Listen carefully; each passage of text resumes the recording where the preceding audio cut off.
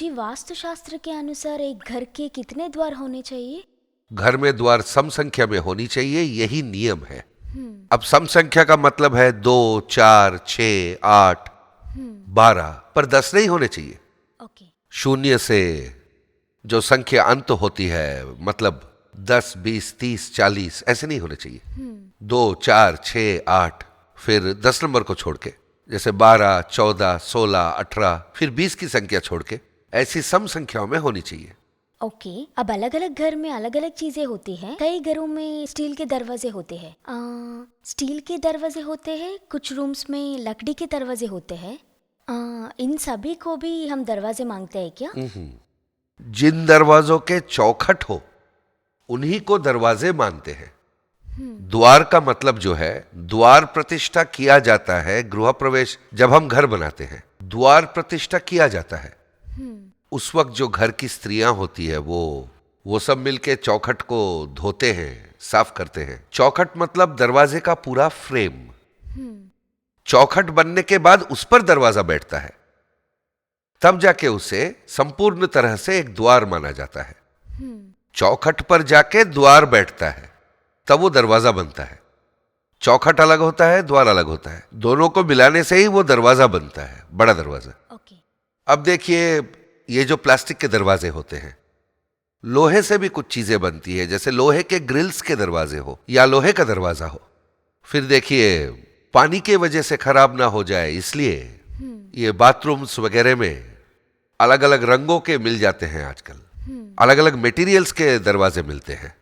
इन सबको हम जो है दरवाजे के गिनती में नहीं लेते हैं। यही नहीं, हम कहीं कहीं आर्च बना के छोड़ देते हैं, वहां दरवाजे का काम पूरा नहीं करते। ऐसी आर्चेस को भी हम दरवाजा नहीं मानते। ग्रिल के दरवाजे, लोहे के दरवाजे, आर्चेस, पीवीसी के दरवाजे, प्लास्टिक के दरवाजे, इन्हें दरवाजा नहीं माना जाता है। केवल जिन दरवाजों के चौखट होते हैं उन्हीं को हम गिनती में लेते हैं।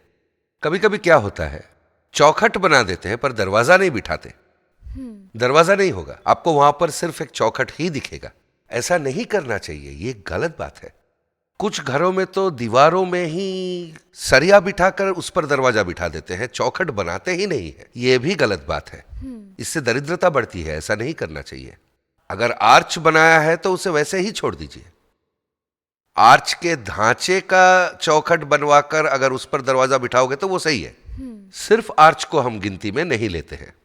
फिर आर्च आपका जो है ओवल शेप में हो चाहे वो स्क्वायर शेप में हो, कई अलग अलग ढांचे में बनते हैं।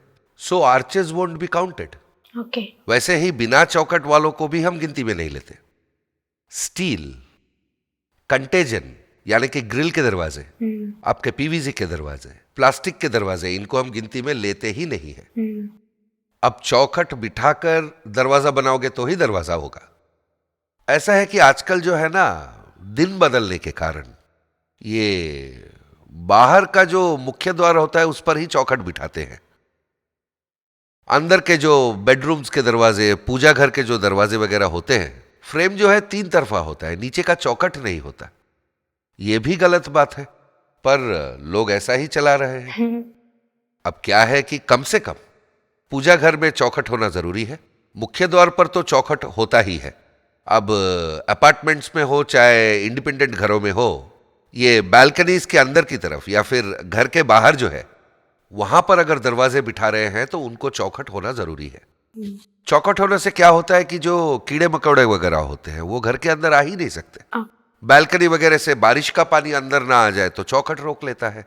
अब देखिए, वॉशिंग करने की जगह पर अगर हमने कोई एक छोटा सा दरवाजा बना दिया है, रात को हम दरवाजा बंद करके सो गए, बारिश हुई पर चौखट ने बाहर का पानी अंदर आने नहीं दिया, कीड़े मकोड़ों को भी वो अंदर आने से रोक देता है। तो चौखट जरूरी है, पर आजकल बेडरूम वगैरह के लिए तो कोई चौखट बनाता ही नहीं। कितने दरवाजे हैं उसका हिसाब किताब ऐसा ही होता है।